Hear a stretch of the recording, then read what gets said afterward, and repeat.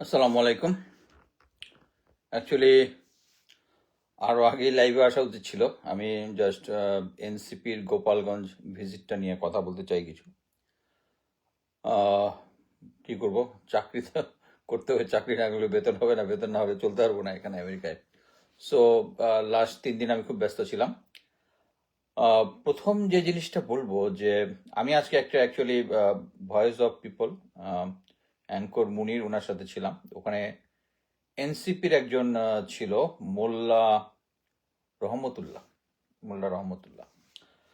তো ওখানে কথা বলে আমি যে জিনিসগুলো জানলাম তার কাছ থেকে, আমাকে ওই রহমতুল্লাহ উনি বললেন, রহমতুল্লাহ নাম, বললেন যে এনসিপি কে নাকি সরকার থেকে, মানে অথরিটি, অথরিটি মিন্স অবশ্যই স্বরাষ্ট্র মন্ত্রণালয়, আহ, তাদেরকে বলেছে যে ইট ইজ সেফ, মানে গোপালগঞ্জ যাওয়া যেতে পারে, ইটস সেফ, তোমরা এখন যেতে পারো। আমার কাছে জিনিসটা খুব ক্লামজি মনে হলো। ক্লামজি এই কারণেই, আমরা এদিকে স্বরাষ্ট্র উপদেষ্টা লেফটেন্যান্ট জেনারেল জাহাঙ্গীর স্যার বলেছেন যে তাদের কাছে গোয়েন্দা কোনো তথ্য ছিল না। যদি গোয়েন্দা তথ্য না থাকে তাহলে কে তাদেরকে বলেছিল যে এটা সেফ?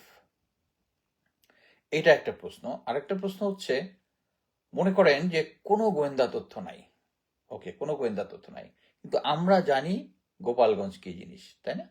আমরা সবাই জানি, মানে মোট কথা হচ্ছে, আমি ফেসবুকে যখন আহ, সার্জিস নাহিদ এরা সবাই যাওয়ার প্ল্যান করলো গোপালগঞ্জে, সবাই এজিউম করেছে যে এখানে একটা গন্ডগোল হবে।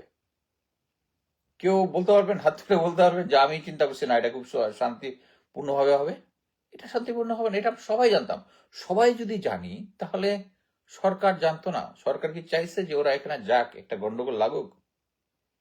এটা অ্যাসেসমেন্ট আমি এখনই দিব না, আরো একটু দেখি কি হয়। বাট আমাকে ওই মোল্লা রহমতুল্লাহ বলল, সে হচ্ছে এনসিপির কেন্দ্রীয় একজন নেতা, যে সরকার থেকে গো হ্যাড পাইছে। বাট এখন এটা হচ্ছে, সরকার থেকে যদি গো হ্যাড পেয়ে থাকে, আর এখন আমরা কি জানতেছি?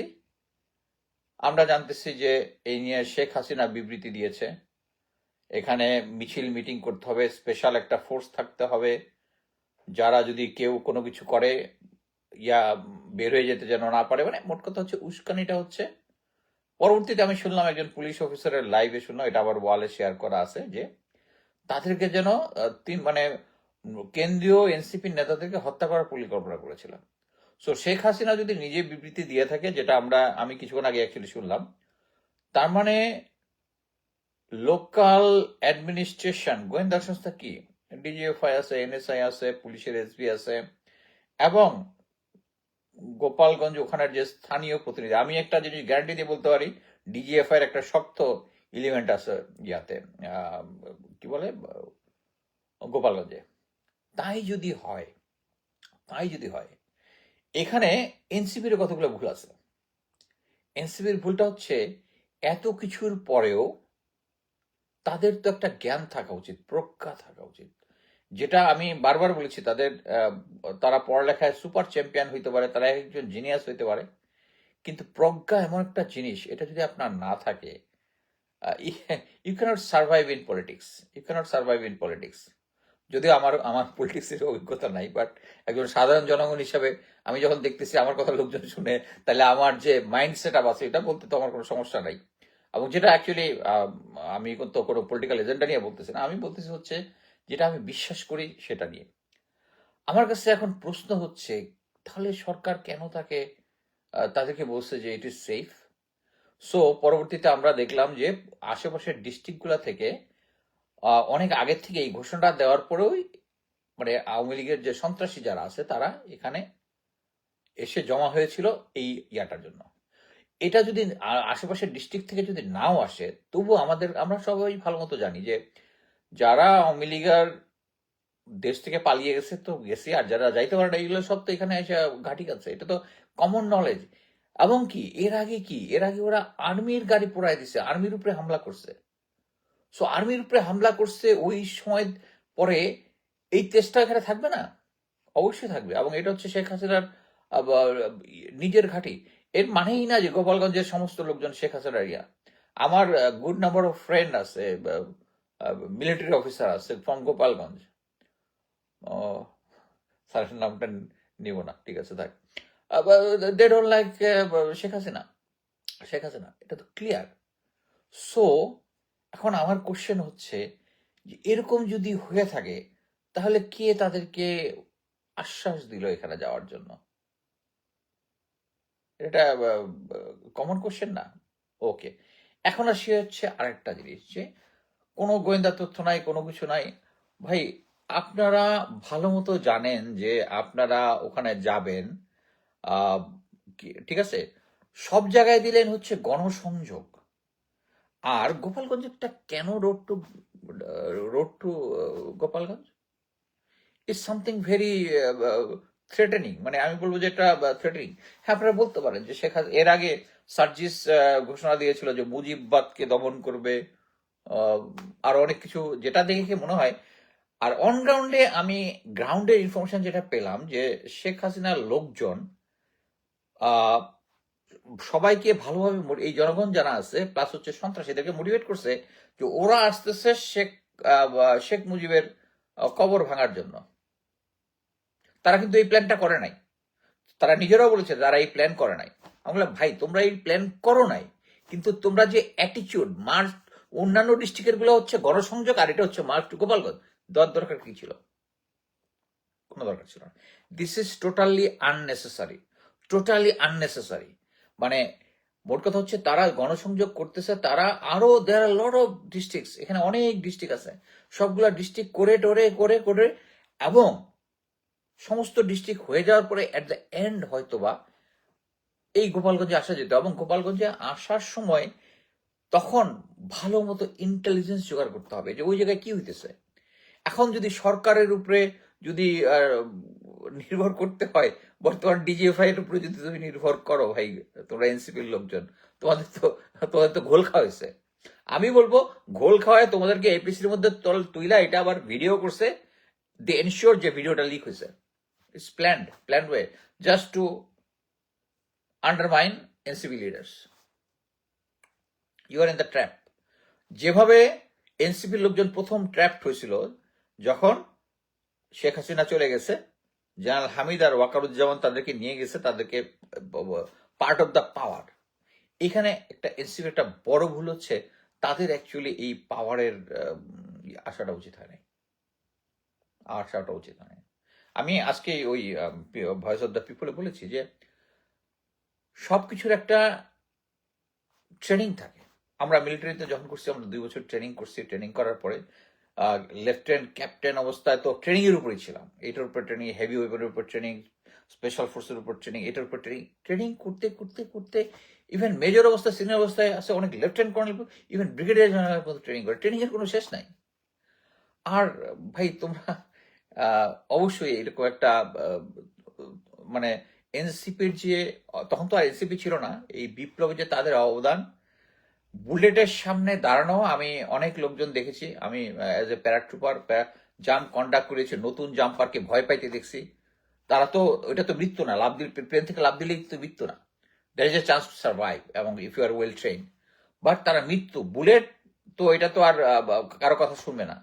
সামনের দিকে দেখতেছি যে স্নাইপার শট করতেছে, এই করছে, তারপরে I salute you, I salute you. But একটা জিনিস মনে রাখতে হবে যে পলিটিক্স এবং রাজনীতি, বিপ্লব এবং politics is a two different thing. এই যে এই বিপ্লবের মধ্যে আমি জাস্ট 71-এর উদাহরণ দিই। 71-এ আমরা সবাই জানি কি এটা কি গামছা কাদের,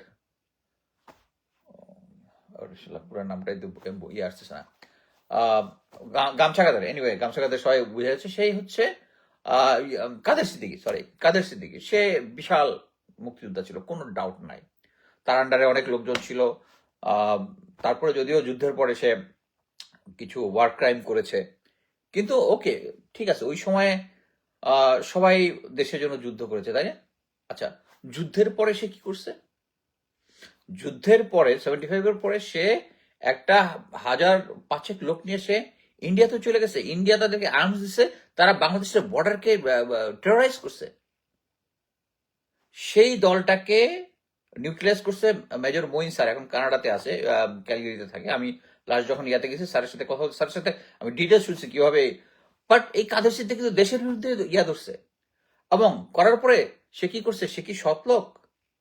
সে যখন এর আগের ইয়াতে যখন আওয়ামী লীগ পাওয়ারে ছিল প্রথম দিকে, সে তার একটা সোনার বাংলা কনস্ট্রাকশন ফার্ম ছিল।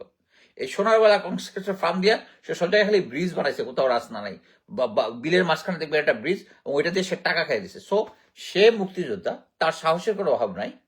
কিন্তু সে কিন্তু এত বছর পরে কিন্তু আমি তাকে সম্মানের সাথে তার নামটা নিচ্ছি না। কি কারণে? এখন ভাই, এনসিপি লিডার, তোমরা বিপ্লব করছো, ইয়া করছো, তোমাকে তো ভাই একটা এই রাজনীতিতে নিজেকে এস্টাবলিশ করার জন্য স্টেজের মধ্যে দিয়ে যেতে হবে। তোমাকে কেন নেক্সট ইলেকশনটাই তুমি এইম করে আসো, নেক্সট ইলেকশনে তোমরা ক্ষমতায় চলে যাবা? ভাই, এটা জনগণ নির্ধারণ করবে, জনগণ নির্ধারণ করবে। তোমাকে একটা মাইন্ড সেট আপ করতে হবে যে তুমি আসতেছো, তোমরা আসতেছো দেশকে ভালোবাসা, ক্ষমতার লোভে না। রিমেম্বার, দেশকে ভালোবাসা তোমরা আসতেছো। যদি দেশকে ভালোবাসা যদি আসো, তোমার এখানে তোমাকে তো নিজেকে এখানে এস্টাবলিশ করতে হবে একজন লিডার হিসেবে। এখনই একজন কি পাটোয়ারি একজন সে বলতেছে যে জাতীয় নেতাদেরকে ইয়া দিতে পারে। This is too much, too much. এখনো জাতীয় নেতা যদি হয়, আমরা যারা আমরা সিভিল পাবলিক, আমরা তোমাদেরকে প্রেস করবো যে তারা ওইভাবে নেতৃত্ব দিছে, এই দিছে। বাট জাতীয় নেতা পর্যায়ে আসার জন্য at least you have to spend some considerable time, go through a training, যেখানে ইউ উইল আন্ডারস্ট্যান্ড দ্য কি বলে পলিটিক্স। আরেকটা জিনিস, আমরা খুব আশান্বিত, খুব আশান্বিত। এনসিপি এই বিপ্লবের মাধ্যমে আসছে, এই বিপ্লবের মধ্যে আসে আমাদেরকে রাজনীতিতে একটা চেঞ্জ আনবে। কাজ শুনতে কিন্তু রেপ কেসে চাকরি গেছে, যাক, এই সমস্ত is not my cup of T. I know the fact, 41 Charlie কেসে তার গেছিল, যেটা 41 Charlie case is something serious. Anyway, আচ্ছা, মানে মোট কথা হচ্ছে, আমি যেটা বলতে চাচ্ছি যে আমরা এই পলিটিক্সের থেকে এনসিপির পলিটিক্স কেন আমি বাংলাদেশ কেন, মানুষ কেন একটা অ্যাকসেপ্ট করবে? এই অ্যাকসেপ্ট করার জন্য বাংলাদেশের জনগণকে একটা টাইম দিতে হবে। ভাই, তোমাদেরকে চিন্তা, আমি সরি তুমি তুমি করে বলতেছি, you are too junior to us, যারা নেতৃত্বে আছে। মানে তুমি বললে আমার একটু আপন আপন মনে হয়, এই জন্য আমি বলে দিলাম আর কি, তুমি হিসেবে বলতেছি। এটা হচ্ছে এই এনসিপির, বিএনপি, জামাত, আওয়ামী লীগ তো বাদই দিলাম, জামাতি পার্টি, এরা কিন্তু একটা একটা থেকে পলিটিক্যাল রেটরিক ছড়াচ্ছে। কয়েকদিন আগে ওই যে এই কনফারেন্স আমি যে ভয়েস অফ দ্য পিপুলে গেলাম, ওখানে আসছে ওই যে সালাউদ্দিন টুকু কি বলছে যে কি জামাতকে এই দেশে রাজনীতি করতে তাদের আদেশ দিয়ে আদেশে করতে হবে। আরে ভাই, এটা তো আওয়ামী লীগের বয়ান হয়ে গেল। তাহলে বিএনপি আর আওয়ামী লীগের মধ্যে মানুষ ফারাকটা কেমনে দেখবে? এবং আমি লাস্ট কয়েকটাতে দেখছি যে এনসিপির লোকজন, বিএনপির সিনিয়র নেতা, পুরোনো নেতা, আমি ম্যাডাম খালেদা জিয়া একজনকে কমেন্ট করতে দেখছি ইয়াতে, পেপার যেটা ফেসবুক এবং অন্য জায়গায় আসছে, তারেক জিয়ার এগেনস্টে হয়েছে। একটা জিনিস বুঝতে হবে যে ভাই, you are just new in this political arena.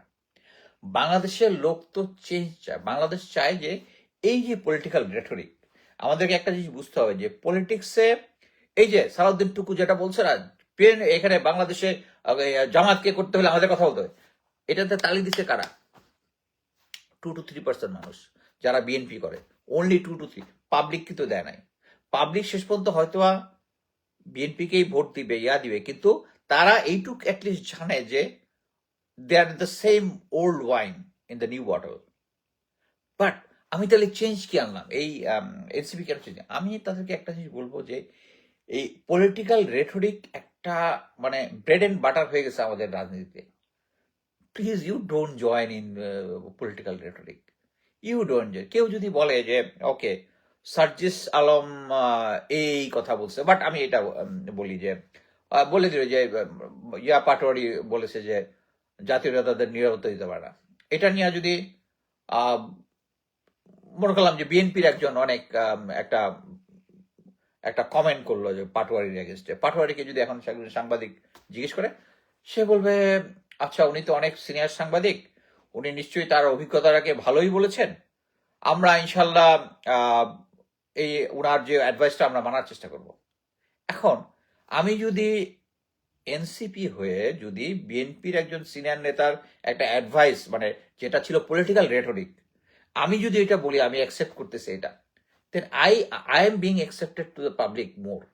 আমি এবং এইটাই হচ্ছে চেঞ্জ। তখন পাবলিক দেখবে যে তোমরা ভাই পলিটিক্যাল রেটরিক, কেউ একজন তোমার নামে একটা কিছু বললো, সাথে সাথে তুমি ঘেউ ঘেউ করা শুরু করো না, লাইক দেম। সো এই পলিটিক্যাল চেঞ্জটা যদি আমার মনে হয় এনসিপি আনতে পারে, তাহলে মানুষ সহজে এটা অ্যাকসেপ্ট করবে। তোমরা ভাই ওই সেম পলিটিক্যাল রেটরিক দিবা। একটা জিনিস বুঝো, এখন বিএনপির নামে অনেক বদনাম পাওয়া যাচ্ছে, because that political party is big, it's a big party. So এটার নামে কমপ্লেন আসলেই বড় কমপ্লেনে আসবে। Your party is a small party, এই জন্য তোমাদের ইয়া কম। তোমাদের পার্টি যদি বিএনপির বড় হইতো ওরকমই আসতো।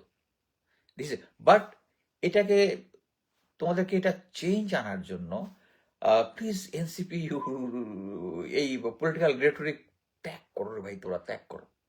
আরেকটা জিনিস আমি বলতেছি যে এনসিপি হয়েছে, আমি এটা 100% সাপোর্ট করি, বিকজ তাদের স্ট্যান্ড এন্টি ইন্ডিয়া স্ট্যান্ড, তারা বিপ্লবের মধ্যে তারা অবদান রেখেছে, আমি সবকিছুই মানি। কিছু আর্মি পার্সোনাল ছবি ব্যবহার করে ফেসবুক অ্যাকাউন্ট তৈরি করে প্রোপাগান্ডা ছড়াচ্ছে লীগের পোলাপান বিষয়টা। হ্যাঁ, আমি নিজে একজনের ইয়াতে ফেসবুকে দিয়েছি যে একটা ফেক অ্যাকাউন্ট মেজর তানভীর নামে একটা ছড়াচ্ছে। হ্যাঁ, এটা তো আছে। আচ্ছা, এখন কথা হচ্ছে এই যে এই ধরনের রেটরিক যখন হবে না, আমি মনে করি এটা পাবলিকের মধ্যে অ্যাকসেপ্টেন্স আসবে। আরেকটা হচ্ছে ভাই তোমাদের উচিত না যে এই সামনের ইলেকশনকে এইম কইরা যে আইসাই সাথে সাথে ক্ষমতার পার্ট হয়ে যাবা। This is not. You have to prove your oath to the public. যেমন কাদের সিদ্দিকী এমপি হয়েছে, ঠিক হয়েছে, কিন্তু আমরা কিন্তু অ্যাকসেপ্টেড হই নাই।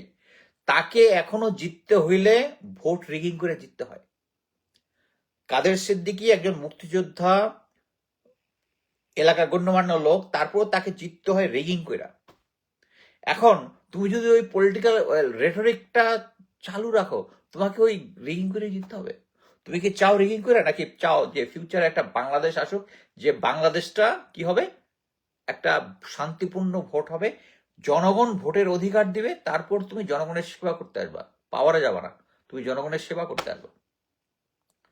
তোমাদের ভাই এনসিপির তোমাদের প্রজ্ঞা যথেষ্ট না। যদি প্রজ্ঞা থাকতো তোমরা এই সময়ে এই কি বলে গোপালগঞ্জে যাওয়ার প্ল্যানটা করতে না। This is a something very immature.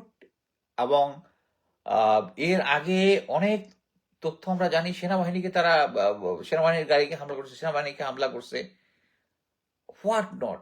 এখানে তোমরা মনে করতেছো যে আর সরকার তোমাকে আমি তো এটা খুব অবাক হইলাম যে জেনারেল জাহাঙ্গীর স্যার বললো যে কোনো গোয়েন্দা তথ্য ছিল না। আরে গোয়েন্দা তথ্য ছিল না, দ্যাট মিনস গোয়েন্দারা ঠিক মতো কাজ করতেছে না। অনেকগুলো আশেপাশের ডিস্ট্রিক্ট থেকে আশেপাশের ডিস্ট্রিক্ট থেকে আওয়ামী সন্ত্রাসীরা ভিতরে আসছে। এনিওয়ে, আমি এখন এই যে এনসিপি তাদের মার্চ টু গোপালগঞ্জ যেটা করছে, এটার পজিটিভ সাইডটা নিয়ে আলাপ করতে চাই। একটা সেনাবাহিনীতে একটা জিনিস আছে, সেটা হচ্ছে রেকি ইন ফোর্স। মোট কথা হচ্ছে আমরা একটা জায়গায় অ্যাটাক করতে যাব, সো আমাকে আগে রেকি টিম পাঠাইতে হবে। কোথায় মেশিন গানটা আছে, কোথায় রিকললেস রাইফেল আছে, কোথায় হেভি মেশিন গান আছে, আর্টিলারি কোথায় আছে। সো এই পজিশনগুলো যদি আমি জানতে পারি, তাহলে আমার অ্যাটাকটা আমি ঠিকমতো প্ল্যান করতে পারবো এবং সাকসেস রেট অনেক বেড়ে যাবে। এমন একটা ইতিহাসে অনেক ধরনের সিচুয়েশন আছে, কোনোভাবে এমন ভাবে ক্যামোফ্লেজ করে রাখছে তুমি বুঝতেই পারতেছো না যে কোথায় শত্রুর লোকেশন আছে, শত্রু কে কে। সো তখন করে কি একটা ফুল ফোর্স একটা কনভেনশনাল অ্যাটাক টাইপ করে, জাস্ট যাতে শত্রুর ওই হেভি মেশিন গান, হেভি ইয়াগুলো বা ওদের রিজার্ভের লোকেশন, রিজার্ভ লঞ্চ করবে যখন ক্রাইসিস হয়ে যাবে, ওগুলো কোথায়, এগুলো আইডেন্টিফাই করার জন্য। বাট দিস ইজ এই রেকি ফোর্সটা সবসময় ভেরি মানে এটা কোনো লাভজনক প্রজেক্ট না। ক্যাজুয়ালিটি, হিউজ ক্যাজুয়ালিটি হয় একদম, মানে মানুষ বাধ্য না হইলে এটা করে না। সো আমি মনে করি যে road to Gopalganj is a recce in force. So ওখানে আছে আমাদের ছিটমহল আছে, ভারতের ছিটমহল আছে, যে জিনিসগুলো আমরা 71-এ যুদ্ধের সময় মিরপুর বিভিন্ন জায়গায় পকেট অফ রেজিস্ট্যান্স ছিল, তো ওরকম একটা রেজিস্ট্যান্ট আইডেন্টিফাই করা হয়েছে অলরেডি। আমি প্রথমে দেখলাম 20 জনকে অ্যারেস্ট করছে পুলিশ, পরবর্তীতে দেখলাম আরো 90 জনকে অ্যারেস্ট করছে। এবং আমি মনে করি যে আইন শৃঙ্খলা বাহিনী এই সুযোগে, এবং মিলিটারিকেও বলবো, মিলিটারি ওই দিন ভালো কাজ করছে এবং তাদেরকে সাপোর্ট দিয়েছে।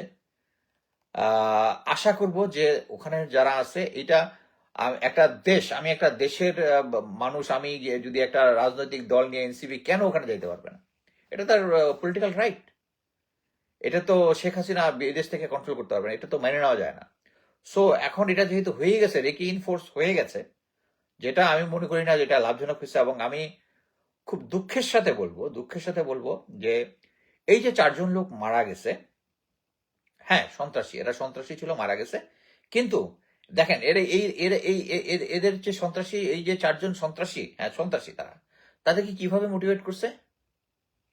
ওই এনসিপি আসতেছে যে 32 নাম্বার ভাঙছে, এখন তোমাদের পীর, তোমাদের নবী শেখ মুজিবের কবর ভাঙতে আসতেছে। এরা কিন্তু কবর ভাঙতে যায় না, এনসিপি কিন্তু ওই কবর ভাঙতে যায় নাই, তারা গেছে ইয়াতে। বাট কথা হচ্ছে এইটা এনসিপিও বুঝে নাই যে তাদের এই ওয়ার্ডগুলা ক্যান বি মিস ইন্টারপ্রেটেড, এবং এটা করে পাবলিককে খেপানো যাবে।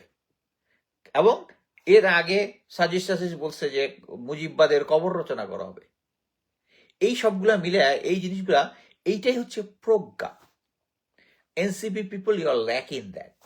এবং আমি একটা জিনিস বলতে পারি, বিএনপির পুরানো দল, আওয়ামী লীগ পুরানো দল, এদের সবারই এরকম একটা টিম আছে যারা অ্যাসেস করে সিচুয়েশন। তাদের আমাদের আর্মির গোয়েন্দা সংস্থার মতো একটা গোয়েন্দা সংস্থার টিম আছে, তারা বিভিন্ন ইনফরমেশন কালেক্ট করে, জানে, তারপরে একটা ডিসিশন নেয়।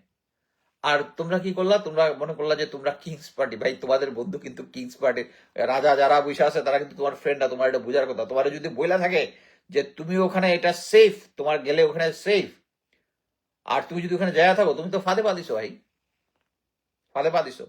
এবং শেখ হাসিনা যেভাবে বলছে, এবং তারা যদি সফল হইতো, যদি সিনিয়র যারা এই বিপ্লবের নেতা, তাদেরকে যদি 2-1 জনকে ক্যাজুয়ালিটি করতে পারতো, তাহলে তো তাদের একটা হিউজ সাকসেস হইতো এবং দেশে একটা অরাজকতা হয়ে যেত। এবং ইন্ডিয়া এটা কিভাবে প্রচার করছে আমরা দেখছি, ইন্টারন্যাশনাল মিডিয়াতে এটা প্রচার হয়েছে। এবং যদি একটা ওই পর্যায়ের কোনো নেতা যা মারা যেত, আবার একটা ক্যাওয়াস হইতো। এবং সবশেষে আমি শুধু এটাই বলতে চাই ভাই, আমরা বাংলাদেশিরা এই পলিটিক্যাল রেটরিক থেকে বাঁচতে চাই।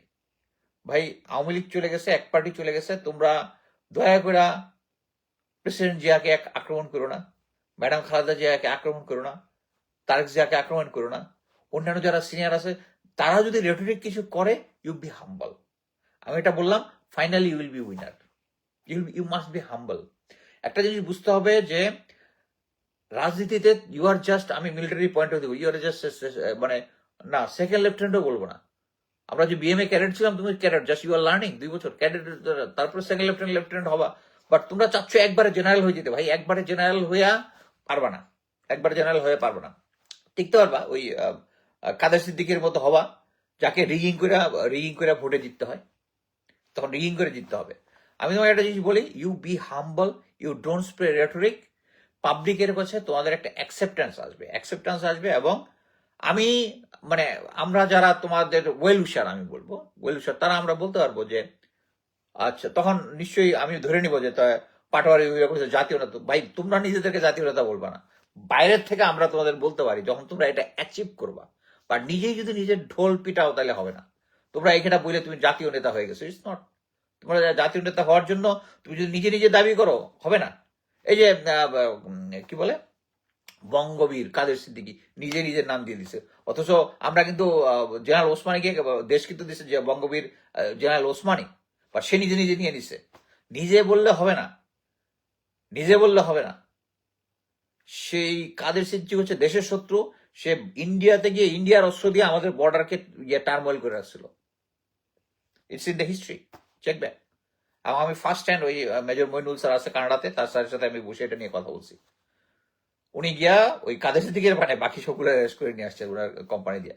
দেখো এই যে মইন স্যারের মতো লোক, একটা দেশপ্রেমিক লোক, এত বড় অবদান, তাকে এই আওয়ামী লীগের প্রেসারে পড়ে দেশ থেকে পালাই যেতেছে মেজর র্যাঙ্কে। এটাই হচ্ছে, আমরা চাই না বাংলাদেশে এরকম হোক। আমরা চাই যে আমাদের সেনাবাহিনী যারা রিটায়ারমেন্টে গিয়েছে তারা পিএনজি না হোক। আমি চাই এই যে নতুন মানে এই যে রেটরিকটা শুরু হয়েছে কিভাবে, এই বিএনপি আওয়ামী লীগ এরা একজন আরেকজনের সাথে রেটরিক করে। আমরা প্রতিনিধি দেখছি বিএনপির সময় আওয়ামী লীগের পিএনজি, আওয়ামী লীগের সময় বিএনপি পিএনজি। এই পিএনজি এখনো চলতেছে, এখন তো তত্ত্বাবধায়ক সরকার। জেনারেল ওয়াকার এখন আমাকে পিএনজি করে আসছে, জেনারেল হাসান নাসির স্যারকে পিএনজি করে রেখে দিছে। This is ridiculous. এইটা তো বাংলাদেশ না। সো এই বাংলাদেশ হবে পলিটিক্যাল রেটরিক মুক্ত, এবং আমরা চাই এনসিপি নতুন রেটরিক মুক্ত একটা নিয়ে আসো। এবং প্লিজ ডোন্ট হোপ দ্যাট আগামী নির্বাচনে তুমি ক্ষমতায় চলে যাবা। You to give time, you to prove yourself. বাংলাদেশের জনগণের কাছে অ্যাকসেপ্ট, এবং অ্যাকসেপ্টেন্স পাইতে হলে don't be hostile, be humble. জননেতা হইতে হলে তোমাকে হাম্বল হইতে হবে। আমরা ক্যাজুয়ালি বিভিন্ন জিনিস বলে দিতে পারি। আমি মাঝে মাঝে বলি, জেনারেল ওয়াকারকে মাঝে মাঝে আনপার্লামেন্টারি ওয়ার্ড ইউজ করি, কিন্তু জেনারেল ওয়াকার যাবে না। আই নো, দেখা যাক। মোট কথা হচ্ছে পলিটিক্যাল পার্টি হবে হচ্ছে সবার নেতা, তখন তুমি বা আমাদেরও নেতা হওয়া। নেতা হইতে হলে আমরা এমন একজন নেতাকে চাই যে একজন হাম্বল নেতাকে চাই। এবং হাম্বলনেস ইজ ভেরি ইম্পর্টেন্ট।